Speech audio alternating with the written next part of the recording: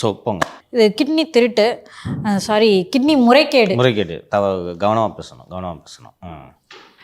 So அமைச்சர் அவர்களே ஒத்துக்கிட்டாங்க அது ஒரு கிட்னி முறைகேடுன்னு சொல்லிட்டு. அதில் என்ன மாதிரியான நடவடிக்கைகள் மேற்கொள்ளப்பட்டிருக்கு சார்? டாக்டர் வினித் என்பவர் தலைமையில் ஒரு விசாரணை கமிட்டியை அமைத்தார்கள்.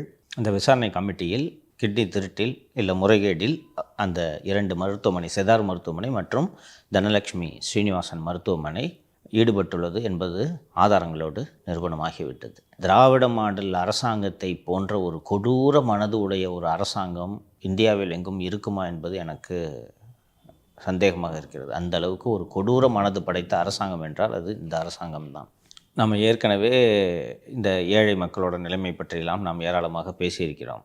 ஒவ்வொருத்தருக்கும் ஒவ்வொரு காரணங்கள், சூழல் காரணமாகத்தான் அவர்கள் தங்களுடைய 2 கிட்னியில் ஒரு கிட்னியை விற்பனை செய்ய முற்படுகிறார்கள். இப்போ உறவினர்களுக்கு கொடுக்கறது வேறு, கணவன் மனைவிக்கு கொடுக்கறதும், சகோதரர்களுக்கு, இரத்த சொந்தங்களுக்கு கொடுக்கறதுக்கு சட்டத்திலே இடம் இருக்குது. அதை பற்றி நம்ம பேச போகிறதில்ல.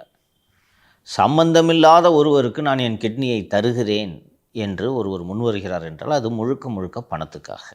அப்படி கிட்னியை விற்பனை செய்ய முன்வரும் நபருக்கு 2 முதல் 5 லட்சத்தை கொடுத்துவிட்டு அந்த மருத்துவமனை அந்த கிட்னியை பெறும் நபரிடம் 50 லட்ச ரூபாய் முதல் 1 கோடி ரூபாய் வரை பெறுவது என்பது நினைத்து பார்க்க முடியாத ஒரு கொடூரமான குற்றமாக நான் பார்க்கிறேன். யோசிச்சு பாருங்கள். இப்போ நிதிஷ் கிட்னியை ஒரு வறுமை காரணமாக விற்கிறான்னா அவனுக்கு 5 லட்ச ரூபா கொடுத்துட்டு அதை வச்சு நிதிஷோட கிட்னியை வச்சு நான் ஹாஸ்பிட்டல் நடத்துகிறேன், நான் 50 லட்ச ரூபா 1 கோடி ரூபாய் சம்பாதிக்கிறேன்னா எவ்வளோ பெரிய கொடூரம் அது. இன்னொன்று, ஒரு கிட்னியை கொடுத்துட்ட பிறகு நீ நார்மலாக வாழ முடியுமாப்பா? அது மனசில் இருந்துக்கிட்டே இருக்குமா இருக்காதா? கடுமையான உடல் உழைப்பில் ஈடுபட முடியுமா?